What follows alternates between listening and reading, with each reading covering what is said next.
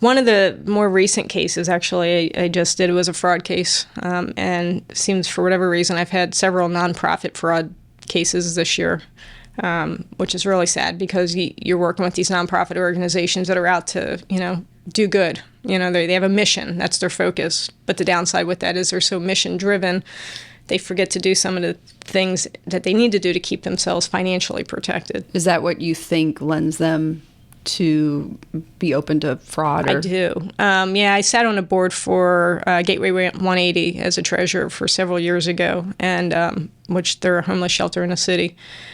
And I saw, it was a great experience because I saw just, trying to wrangle people together to say, hey, yes, we this is great, we need to do this, but we also need to make sure we're kind of putting a couple of controls in place over here just so that we're not putting ourselves in a situation where we're going to have exposure or a loss. And so, it's just an interesting mindset. So, yeah, I think, their focus is, this one agency was on, they're here in Missouri, they're outside of St. Louis, but they had disabled individuals with Down syndrome that would come in and do work for companies. And the general manager of the organization had actually embezzled a bunch of money over a very short period of time. And I say short, for me it was about 3 years. Most of my cases that I work tend to go on for about 10 to 20 years. So luckily the damage was only $388,000, which is still a lot. In 3 years. Especially for a nonprofit. Especially for a nonprofit when their budget's less than $1 million, yeah.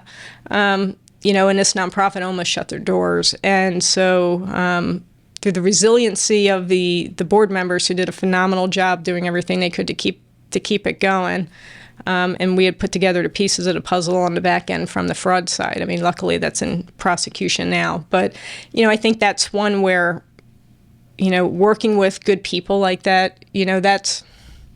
A lot of the cases that I work on, I've been fortunate that I've been working with some really awesome, amazing people. And, it just makes me want to go help them that much more, Luckily, the company didn't shut the doors, and they're actually thriving now. And so, and we just did a fraud training with the board a couple of weeks ago. And, just helping them to make sure that they've got some key elements in place moving forward so that they're set up for success.